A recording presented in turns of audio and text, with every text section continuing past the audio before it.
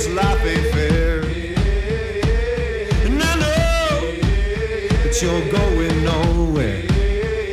Well, don't blame me for what you've done, 'cause I know that you are having fun. Welcome to the Clarified Realty Podcast, exposing the real estate secrets your agent doesn't want you to know. Here's your host, Tom Clary. Well, don't you just walk away. That's when I'll say. Welcome to the Clarified Realty Podcast. I'm Tom Clary. I'm your host.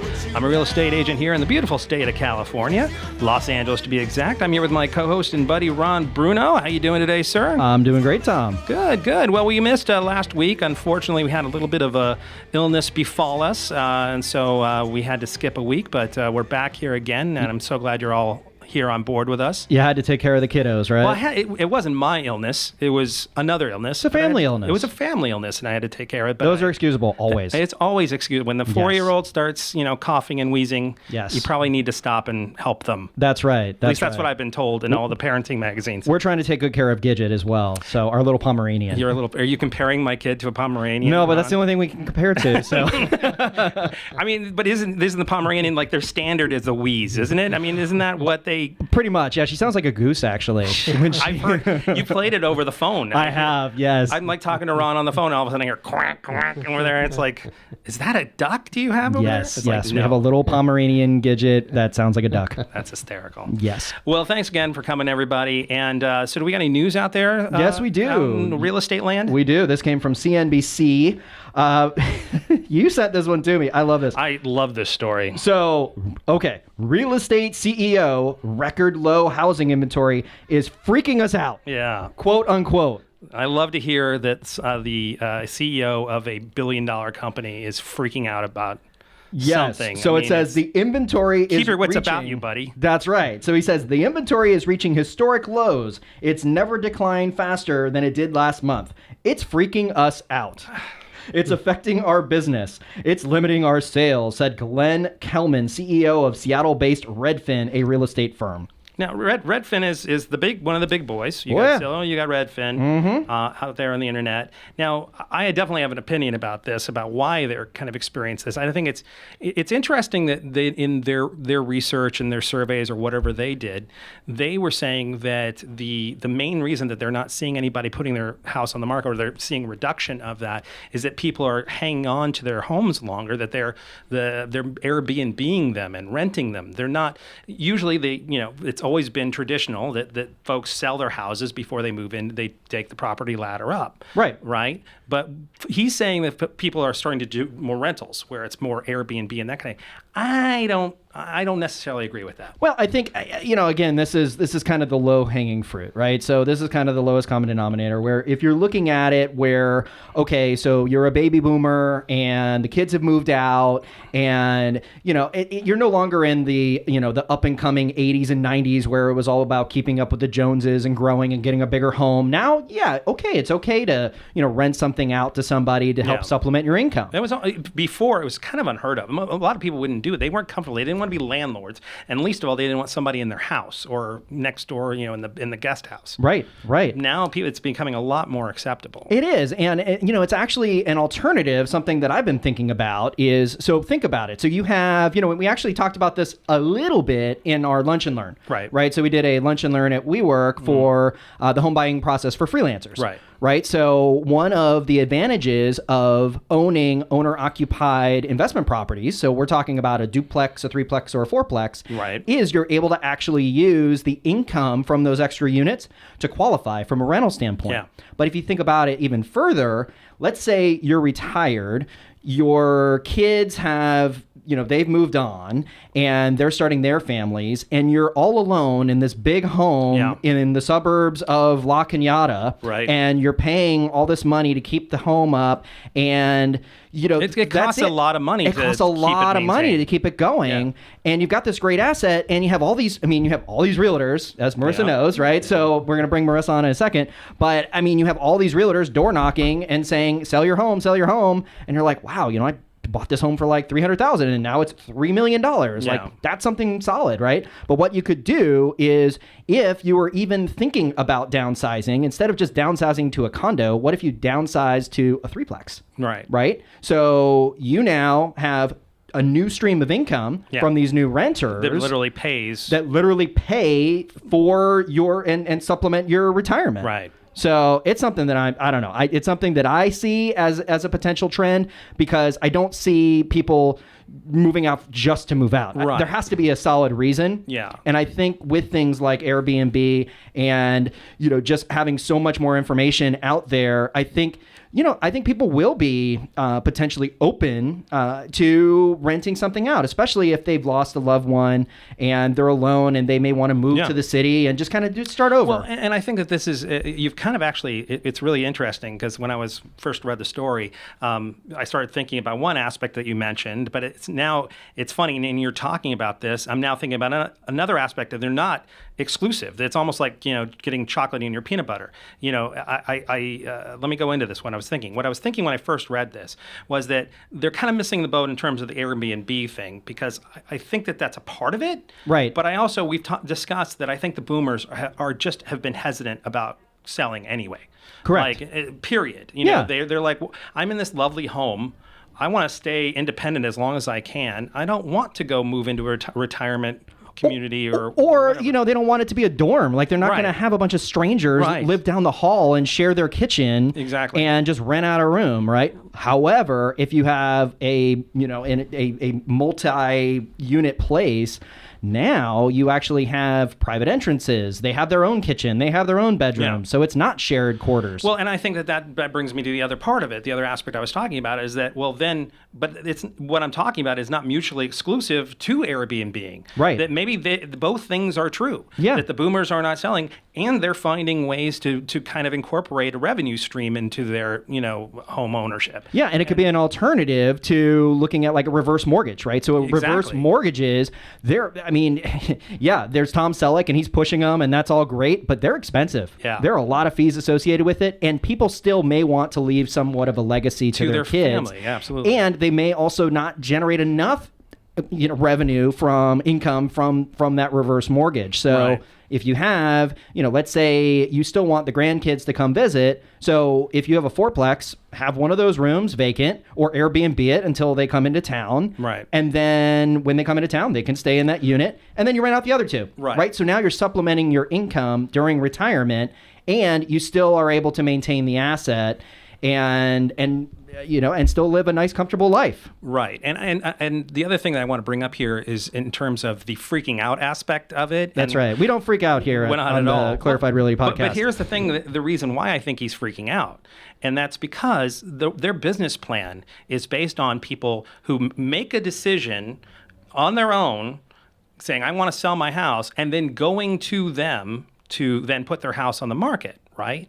But that's not really how a lot of these, listings happen. Mm-hmm. A lot of these listings happen because folks like me, folks like other agents are knocking on doors and actively, not passively, actively talking to people about going out and selling their house. Right. Redfin sits there and waits. Exactly. For people that come to them. Well, I would be freaking out too. They're reactive. So if it's not a slam dunk and there's actually some sort of question or some roadblock, mind block, then they may not, the phones aren't ringing. And I think that's why the CEO is freaking out. I would be freaking out too. But by offering someone an alternative and walking them through the steps, which can only be delivered by actually having a conversation with someone, that's really where it's going to take it to the next level. Yeah, absolutely. All right. Well, thank you very much. Good news story. So now I want to get to my guests for today. Today I have Tony Taranto and Marisa Azra. Mm-hmm. Well, look at that. Did I get it? That was it. Very good. They're with Chicago Title Company. Tony is the title operations manager. That's correct. And Marisa, you're a sales executive, right? Yeah, I'm a sales executive here in Los Angeles. Great. And well, they're really experts on the topic of title, which is something that I think it has a lot of confusion in the minds of both buyers and sellers. And I thought it was a really good idea to have them in to kind of explain the process and kind of talk it through, and it's really it can be complex, but I think they're going to do a really good job of making it a simpler thing to understand. And I'm completely honored to have them here. So thank you so much for coming today, guys. Thanks for having us. Yeah, thank you. Thank you. Yeah. So, as usual, whenever we have a guest in for the first time, I always like to just kind of sit down and say, "Well, who are you? What's your story? How did you get here?" So, Marisa, why don't we start with you? How did you end up here? And you've been doing this for a while, haven't you? Almost 6 years. Okay. And went to college and studied film. And Yay, you and me both. Yeah, and not doing anything here we are in film. Yeah. But I kind of a crazy story. Graduated, tried to, went away for that entire summer. What am I going to do with my life?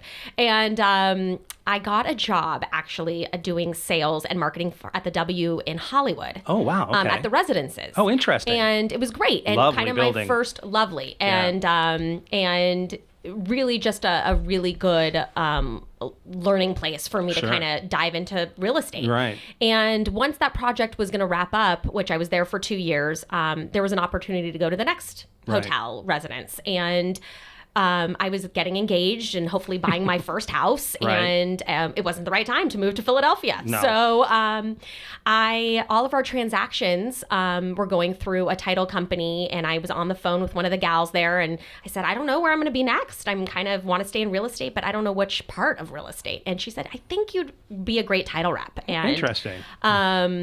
And that was it. And Wow. and like most people, I kind of was like, well, I don't know anything really about title. I mean, I've heard about it, but I don't really know about it. It's sort of this nebulous concept that I don't, that and escrow, kind of, people don't quite understand what it means, but it's so important if there's something wrong. When there's something wrong, you really want to know what title's about. Absolutely, and it can make a break or a deal. Absolutely. So that's why Tony works with me at Chicago Title. I go to him all the time, and our title officers are amazing. They've been there for a really long time with those important questions. Yeah. We want our homeowners to have the right facts and to also be in a position to sell or refinance if they need to. Right. Well, now, Tony, how long have you been doing this for? 32 years. So you're pretty new at it. Fairly new at it. Yeah.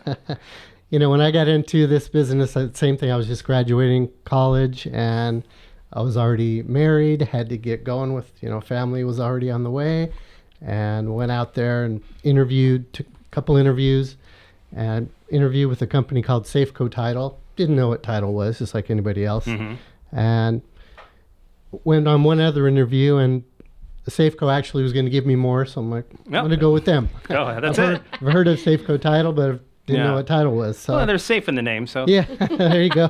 Sounded good, right? Yeah. The little, what was it? The Pink Sounds like Panther? a safe choice. Remember the Pink Panther? That was that's their, right. that was their logo back then. So I started in the business without really knowing what I was getting into, and back then, luckily, a company like Safeco, they still had training programs. So they sent me right away to this training program. Came back, threw me in, and been learning it ever since. Wow. So I've always been inside, doing the title work, doing the title searches. Right. And then eventually moved up to be a title officer. So I was a title officer for 24 years, and just recently, the last 3 years, I'm now the title operations manager. So I'm overseeing the title department. Got it. Yeah. Now, in terms of title, are there like changes through the years? Like, I mean, is it something you have to are there things that you need to stay on top of, or is it kind of like the same thing last year as it was the year before? You know what I mean? In terms of technology even, or? Oh, the technology that's happened in our industry is amazing. I mean, back when I first started, for example, like a customer service department, we had to have, 15, 20 people because they're pulling film by hand and stuff right? like that. Yeah. Now we're down to 3-4 people. Right. Because anybody can push a button on technology the keyboard. has definitely, done that kind of stuff. Some of the stuff that we can do now, I don't even understand it. We could issue a it's preliminary like magic. Yeah, preliminary report with the documents and a hyperlink. I don't know how that happens. Wow. I mean, it's literally, it's a put wizard. a line under it, you punch it, and there it is. There it is. It's amazing. So, that's what we do. And all our sale transactions will issue a prelim, and we'll give the underlying documents, which I think is very important for a homeowner to read the prelim right, and review those documents. Well, let's step back a little bit and let's take a much more kind of broad look at what title is about in the first place. Title insurance, that kind of what is it really for, and why do I care? I mean, in a nutshell, we're ensuring that the ownership is being transferred, and the person that's telling you they own the property has the right to do that, and it's what we call marketable title. So if I transfer title to you, when it does get transferred, it needs to be clear, without defects, without liens, judgments, and should something like that come up, that's when you come back to the title company and you put in a claim, and we would have to protect you for that. And it seems like such a kind of a simple idea that you would think, like, the person who is selling the house to me can sell the house to me. But it's not so simple sometimes. Not so simple, especially today, because of people, of course, more people have family trusts, more people own property in limited liability companies when we're talking about, maybe investment properties, apartment buildings, stuff like that.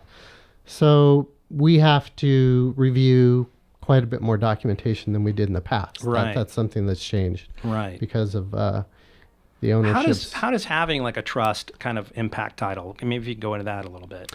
It doesn't really impact the title that much. What it does do is it prevents someone to have to go to probate in the future. Okay, so if I own my property in my trust, I pass, or even I become incompetent where I can't handle my own affairs, the trust will tell who's in line next, who's a successor trustee, what is required to determine incompetency.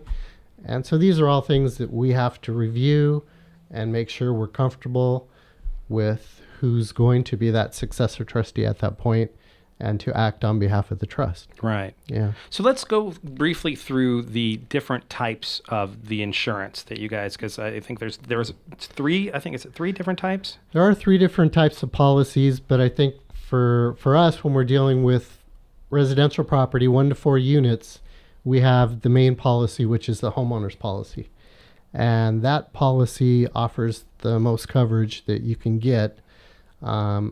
Unless you're buying a multi-million-dollar property and you go out and you get a survey, you bring that to us, then we could step up to what's called an ALTA extended policy. But that's pretty rare. I mean, we're talking about developers, kind of thing like developers, or, $10, $15 million single-family homes where, someone might want to know where the boundaries are, stuff like that, Yeah. So what do they kind of cover? So the difference with the homeowner's policy versus if it's like a vacant land, commercial property, we're only going to offer a CLTA policy. Okay. And that has basically 7 coverage factors in it. But when we step up to the homeowner's policy, it's much broader. I mean, there's 32 different categories of coverage. Okay. And some of them that I thought were real important for a homeowner, like I say, you should go through the prelim. You should review all the documents. I'm going to pause right there, if you don't mind. Sure. So there's all this talk about the prelim. Like, it's when I have clients, they're like, well, what's the difference? What's a prelim versus a, you know what I mean? What is a preliminary versus a regular title report? Well, the prelim would be issued in the escrow. So as soon as you guys have an accepted offer, and then you guys will open escrow. Escrow will then call title, say issue a preliminary title report on this property. So basically we're going to do the research on that property. We're going to write up a report. It's going to show the ownership. It's going to show all the encumbrances we find. And it's going to show what Schedule B, what easements for utilities, if there's any CC&Rs on the property, any restrictions, and any problems with title. That's where it'll come out. Right. So that'll be the first thing that goes out to everybody is the preliminary report. From there, we work together to try and clear title. Yeah. To be able to get, so we can pass to that buyer. Right. Now, so in terms of a full report, though, why would I get a full report? Preliminary report is a full report. So there's no difference between the two. No. Yeah, Ron. Yeah, so quick question. So Marissa, that login thing you gave me. So is that the prelim? So that's a good question. So sometimes I'll have people come to me and just say, I want property information. So more generic. So that's a profile. The property profile. That we also, we have so much data within a title company that we can provide property information that we have at our fingertips now, talking about technology. So your basic property profile will be more of just the homeowner's name, when they bought the property, if there's a loan out on it, it'll show a plat map of where that home is located on the street, more generic information about that property. And it is surprising by how much information is there, though. It's amazing. Yeah. It's amazing. And we, sometimes I'll just get, being a sales executive, I reach out to agents and escrows and lenders, and those are my customers. But I will get calls from homeowners who just want to make sure all their ducks are lined in a row and need just basic property info. Yeah. So we have that at our fingertips, like Ron was saying. A lot of people don't realize that when, everything gets recorded, it goes to the public record. Right. And so people who can find all sorts of information about you through your title, there's just this profile report. It's pretty amazing. Yeah. I mean, and with one of the bigger hurdles that we were talking about, the liens, with all this construction happening in Los Angeles, just seeing mechanic liens and all these things. So those would show up on a preliminary report. Basically, mechanic liens are if for some reason you got something done to your house and you didn't pay them, and they have a lien on the house. Sometimes you have paid them, and the lien is still there for some reason. Right. And it'll throw up a red flag for title that basically say, well, you got to clear that up before we move forward. Absolutely. Yeah. That's correct. So when we're going into the process, talk to me about, in terms of, is it something that the homeowner gets taken care of, or is it something the buyer takes care of? Which part? I guess what I'm kind of leading up to is that there's the homeowner policies, there's the buyer policies, correct? Well, there's two policies. There'd be one that would go to the new buyer, the homeowner's policy, and most people obtain a loan, so there'll be a lender's policy. Right. So there'll be two policies issued concurrently at the closing, but the homeowner's policy is the one that goes to the owner. Right. Yes, and What are some issues that might come up? What are some of these red flags that you guys see sometimes? What I would say for an owner is, when they get the prelim, they should look at, number one, the legal description to the property. If you have, even some here in the valley, you have lots that were cut, and if they were cut prior to subdivision map back laws, they might not be in compliance. Oh, interesting. And so, like, if you're a portion of a lot, that would be a red flag. So you would look at it and you would want to see that there's a certificate of compliance recorded. Oh. Okay. Because if that homeowner then takes title, let's say they want to do an improvement to that property, they go try and pull a permit, the city's going to look at it, and that's when it comes up. They're going to say, well, wait a minute, this property is not in compliance. Right. And they're going to make you go through that process. Yeah. And that's going to be, as far as I know, it's roughly anywhere from couple $1,000s to get that through.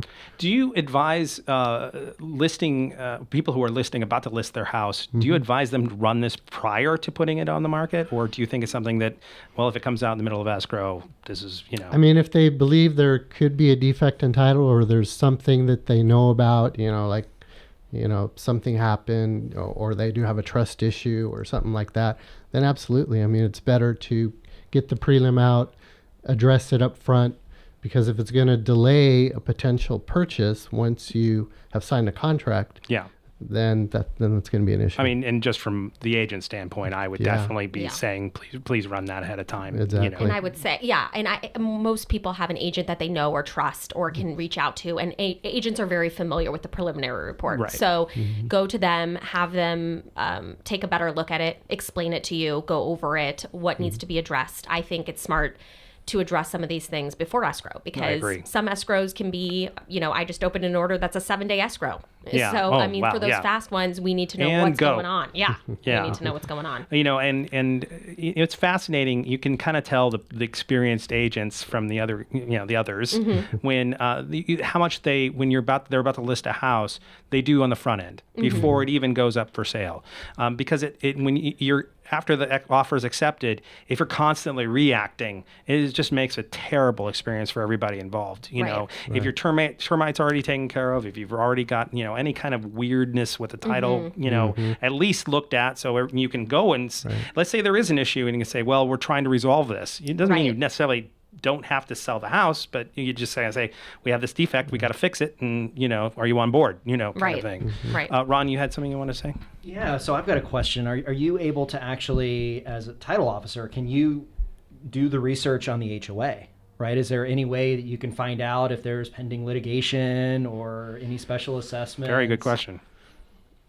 To be honest, we don't do that internally. That would be something that, I don't know if you guys as an agents reach out to the HOA. I mean, obviously, if there's something recorded that points to the fact that there may be some pending litigation, but that kind of stuff is usually, we hear it and then it's like, oh, what's going on? Yeah. And then we have to react to it like, well, if that's affecting the whole complex, we have to try and determine how that's going to affect us as far as insurability. Right. Can we go forward? And the reason why I say it is because I just recently had a case where, and I'll keep it brief, Tom. Please. But I've only heard the story 10 times. I've only heard this story 10 times this It's a week. great story. It's a great story, but that's for The a first whole 2 or 3 nother- times, I was like, this is one of the best stories I've ever heard. Right. It's like the John Hughes And then story, about right? 8 or 9 times through, you're like, Granddad, you need to get this shorter. The thing about stories, you just find new people to tell them to. You're right, exactly. Unfortunately, I'm still the guy.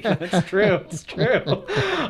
So the short story is the listing agent themselves did not know, nor did the seller, of what was going on with this particular HOA. So if I can help guide, Tom and our buyer ahead of time, if there are any markers that we can call out our title friends, what are those things that could potentially send up red flags before we even make the offer? Yeah. Yeah, if there's not a recorded document where there's a lis pendens, then we're not going to know either. Let's go back just to define for everybody. You said some Latin there. Yes, I heard it. Yes. So that's just Latin for basically a court case that's been filed against the pending litigation. Pending litigation, Yeah. correct. So, okay, well, that actually brings me to the next question. So what are some ways that we can resolve issues? If maybe we've been, we're a week into escrow and all of a sudden this pops up, what can be done? Like to get a lis pendens taken care of. Get a lis pendens. I mean, it also depends on what the factors are. Let's say in this case, it's somebody suing the HOA. We just had one the other day where I get a phone call that said, well, we just got word that somebody slipped on the property and they're putting a lis pendens. And so that's not affecting the title. It's going to be a monetary thing. This would be covered through, I guess, the HOA's homeowners insurance. Right.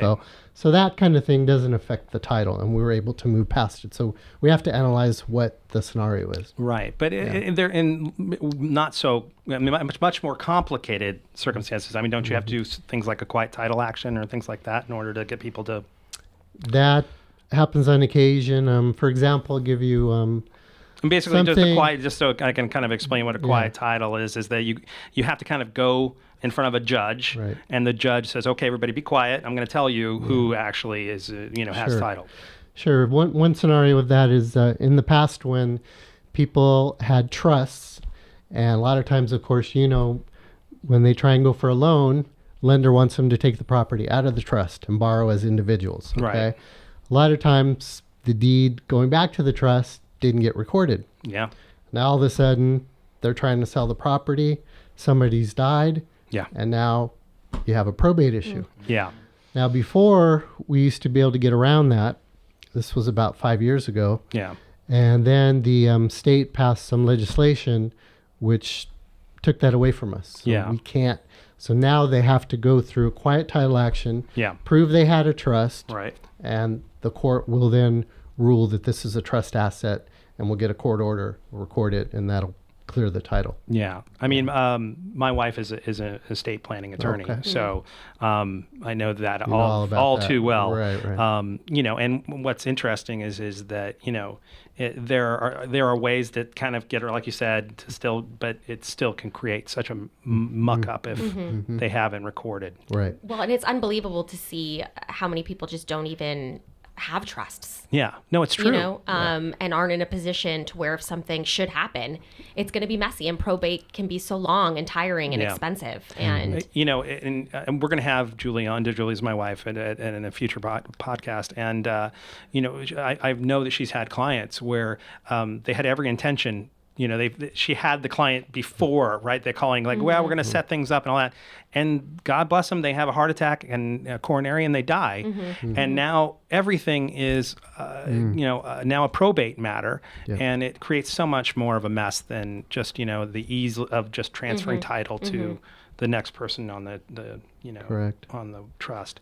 So what do you think? Well, if when you talk to folks who are going through the process, and Marisa, you probably, you know, when you interface with sometimes with customers, right? What do you think is the thing they don't understand the most about title? Like, what do you think is the kind of the biggest thing they get confused about? I think they, you know, how do I vest, which we can talk about a little bit more. Yeah, let's like talk. That's actually a really good one, and really complex, right? Because and there's many tax ways. implications. So I was going to say, I mean, and there's no, this is how you should vest. It's something that you should probably talk about with your CPA. Absolutely have to talk to a CPA or an attorney. Absolutely, because like you said, they have tax, you know, implications with each one of them, and they can benefit, you know, you in different ways. So I think that's probably, you know, do you have kind of a... Can you really briefly describe what we're talking about in terms of, or Tony, in terms of vesting? What does vesting mean? Vesting would be how you would want to hold title, especially husband and wife. Typically, it would be husband and wife as joint tenants. But as Marisa was saying, depending on tax ramifications, they might want to go husband and wife community property with rights of survivorship. And that's where they need to talk to their tax advisor to see which one's better for them. Right. But both of them, if something happens to either of them in the future, one of them passes, it automatically reverts title to the surviving spouse. So that either one of those has that advantage to it. Yeah. Right. And those things can be cleared. Sorry, just, you know, we ask for death certificates and stuff like that. Yeah. So those are things that sometimes we ask through the escrow process. Right. Right. Yeah. What do you think is the most misunderstood? Like when you talk to folks, you go to a party and say, "Oh, I do title." Oh, really? What is that? What is that? What is title? Yeah, that's for sure. Isn't that the thing before the movie? Even my wife's family, probably 30 years later, I still don't know what I do. Yeah. They'll come here. Can you help me sell my home? Well, I don't do that part of it, you know. Or I'm getting a loan. Can you help me? Well, I can help you on part of it. Yeah. But very specific part of it. So yeah, it is very misunderstood. As you know, we generally just say, "Well, I sell insurance."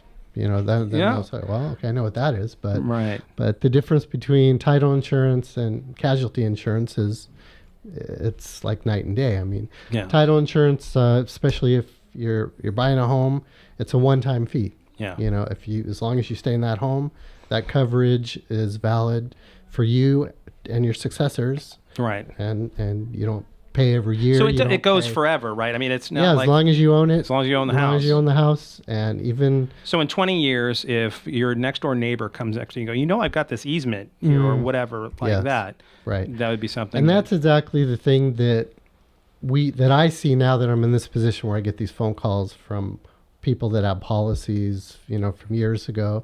Well, we're going to sell our house and we just found out that our wall is not on the fence line, you know, on the property line. And so this is where I was going to say it's very important for homeowner, you know, especially in today's very educated, you know, home buyers out there. There's a lot of different tools they could use, but you know, if they can get out there and walk the property, you know where your lot lines are. If you see something that might be, you know, potentially questionable, then you might need to go to the next step, you know, where you ask them to, well, we can send inspectors out.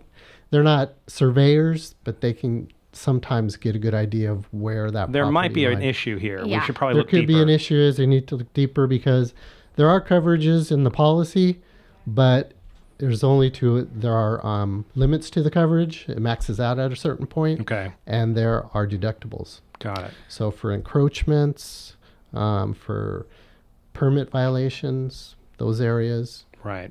you're covered to a certain extent, but you have a deductible and you have a maximum coverage. Got it. So And in LA, we see a lot of those lot line questions. And I just went with a surveyor the other day and walked the lines with an agent. And especially in areas where in LA, I mean, you see the tract homes, which are much more distinguished. Yeah, of course. It's, Right. yeah. But in LA, in like Elysian Park area by Dodger Stadium, Yeah. that's where I get calls all the time. You Because look like those jigsaw homes- puzzles. Yeah, those Yeah. homes were built in the 20s, Yeah. and they were almost like little hunting cabins. Right. And there were no rules. They just built. Right. And half of the garages they're on the street lines, and it's Hey, you get- Jerry, that my house goes to that bush over there. Seriously, I mean that's what's happening, and you're Right. seeing half the houses on the other guy's lot, and it can get pretty Got it. pretty crazy, and no one's addressed those. I mean, we're seeing kind of those homes being turned over for the first time in a long time. Yeah. Now, Yep. you Right. know? Right. It's time for the move to the next Right. generation. So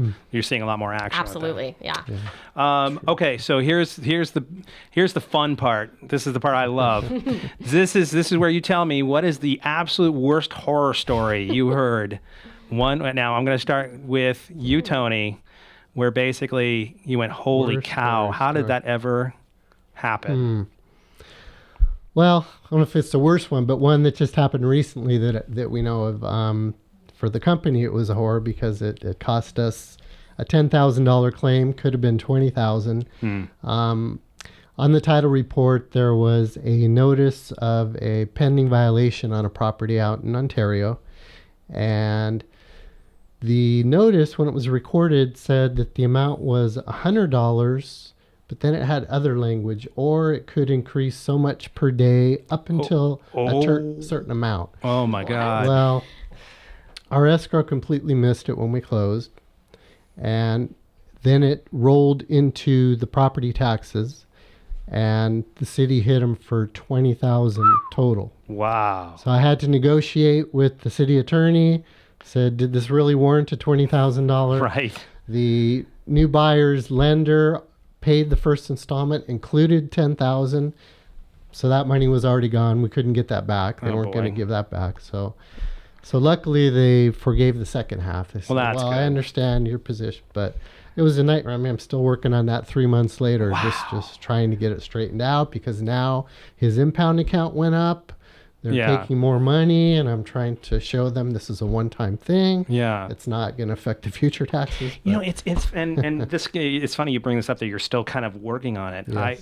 These things when you run into like a hiccup or something like that, it always amazes. It's like, oh God, I got another message from this guy. How could this still be going? Exactly. I had a client who they escrow or I can't remember if it was escrow or title.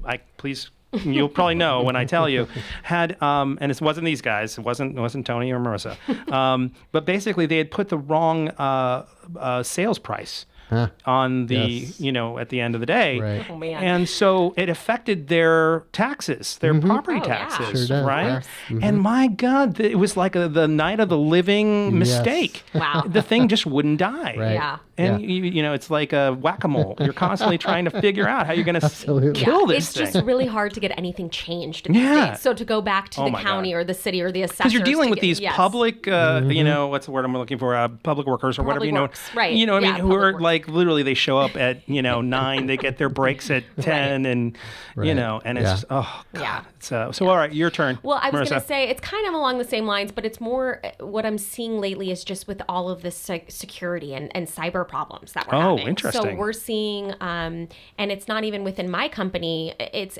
escrows that I work with and other people Right. that are getting hacked and we're on a file that we're working on, and people are just almost exactly mimicking email addresses to look exactly the same, and they know the verbiage and the lingo, and they're going in and they're wiring money, unfortunately, to the wrong person. And that's the wiring money more and more and more for that your earnest money. It's very scary. So what I'm doing is going to my agents, I'm going to my lenders, I'm going to escrow, and I'm saying, pick up the phone if there's any adjustments in any money value, because before you go ahead and wire, if there's been any changes to the file, pick up the phone and just confirm with your client, because it's happening. And I mean, $800,000. I mean, it's a lot. Oh, it's not little. Yeah. I mean, it's generally speaking a percentage of the purchase price, and it's gone, and it's bye bye. Gone. Yeah. And what's interesting is that I'm even seeing this on the agent side from sign calls. Now you think, what are you talking about? Like, what could possibly be at risk? But you get this email from someone saying, I'm really interested in your property at this and it turns out to be a completely fake thing just to get your information, basically. Right. And you're like, guys, why don't does everybody have to be a victim? Right. Really, I'm just trying to make a living here, guy. It's sad, but I mean, we're trying to just be, and in life, skeptical of things that just don't seem right or seem a little off. Everything is second guessed now. Yes, every last thing, and it should be. I'm not saying that to live like a babe in the woods. I'm saying be cautious, but come on. Right, and no servers protected. I mean, we're seeing it on all of them, the fraud. Yeah. So that's probably the majority of the problems I'm seeing right now on files. Right.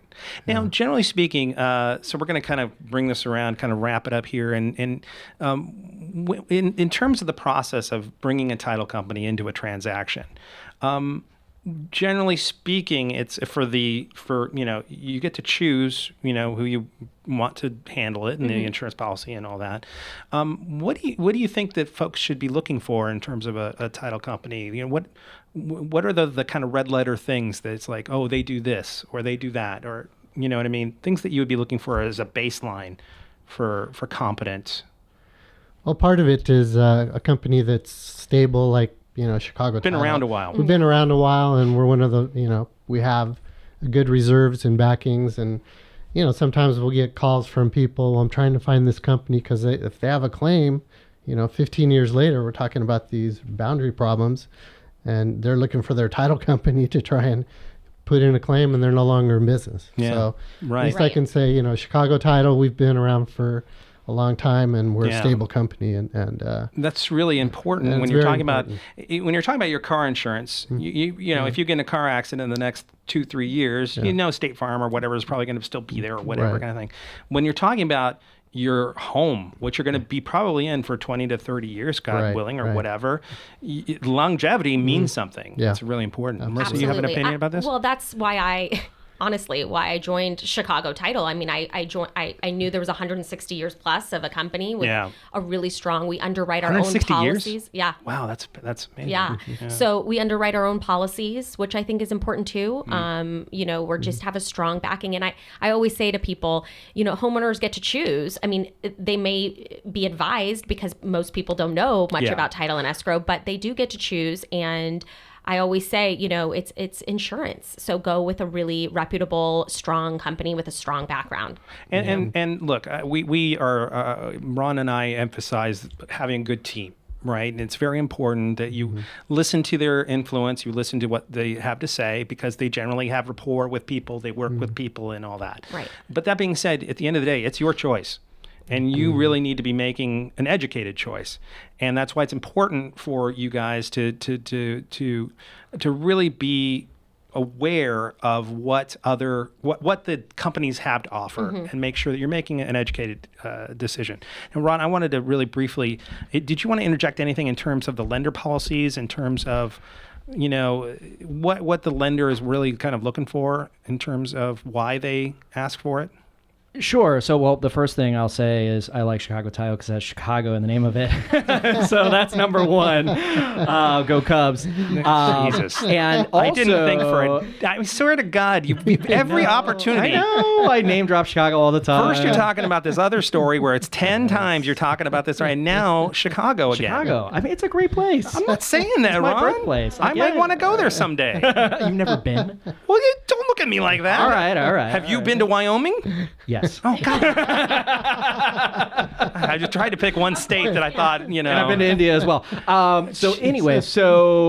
As far as the other aspects, so the other thing is, in addition to a purchase, you can also, Marisa and I, we work together when it comes to refinances, right? Right. So, let's talk about that really quickly, about the role in a refi. Go ahead. Yeah. So when it comes to a refinance, what we do is, it depends on really what you're trying to do, but basically there's no homeowner's title when it comes to a refi. It's just lender's title. Right. So the homeowner will take a lender's title, and that will be part of just really to protect. And as far as what exactly it protects, I don't know, Marisa. I mean, what would you say, from a lender's title? What exactly are we protecting?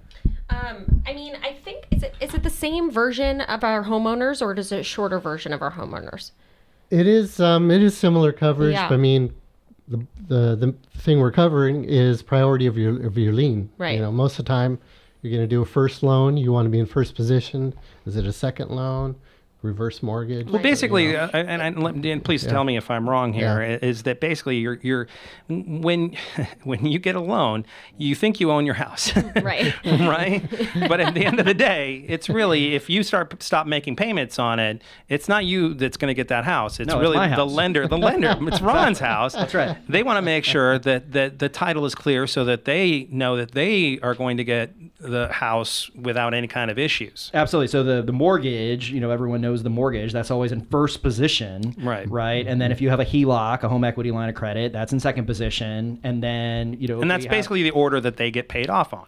Exactly. Right. So if there is a foreclosure, if there is some sort of short sale, it's always the person in the first position is the one that gets paid off. Yeah. So the lender's insurance would cover that whole transaction. So yeah. Okay. Yep. Great. All right. Well, guys, thank you so much for coming in today and talking to us. Really fun conversation. And title, who would have thought title would be a really fun conversation? That's true. And it can be fun. I promise. Absolutely. And I think it has a lot to do with your expertise and really kind of having such a, Tony's an amazing guru on the subject, and Marisa, I think you're fantastic in terms of knowing what everything about it. Thanks so much. Thanks for having us. I just really quickly, why don't you guys go ahead and give your information so that the folks can, if they want to contact you, what would be the best way to get in touch? Sure, absolutely. Marisa Azra, Chicago title. My cell is 818-674-3547. And my email is marisa.azra@ctt.com. Great. Tony Taranto, and you can reach me by phone at 818-265-7844. And you could email me. My last name is Taranto. Email spelled Taranto. Then T for Tony @ctt.com. And that's Taranto, not Toronto. That is correct. Taranto. Two A's. Got A's. it. Yeah. Well, thank you so much, guys. Seriously, thank you. All right, thanks for having us. Great. Enjoyed it. Well, that's about it for today. If you have any questions or comments, please don't hesitate to leave them for us on our Facebook page, facebook.com/Clarified Realty Podcast, all one word. If you have any questions about real estate, or you're looking to, for someone to help you buy or sell a home, well, remember, I'm actually a licensed real estate agent.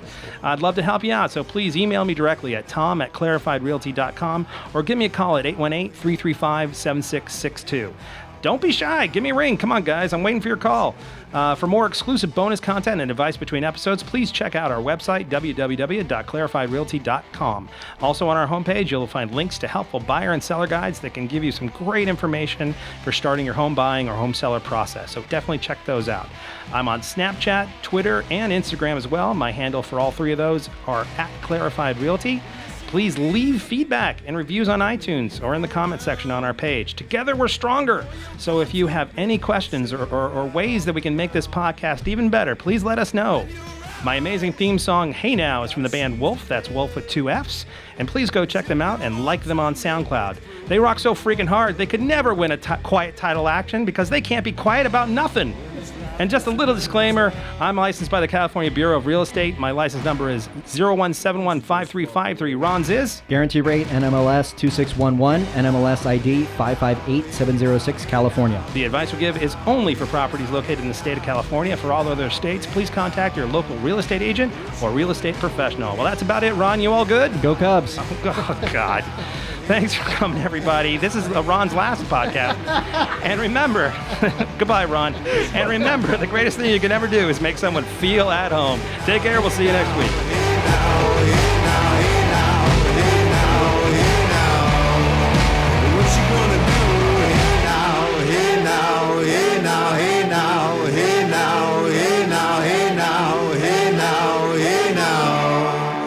What you gonna do with your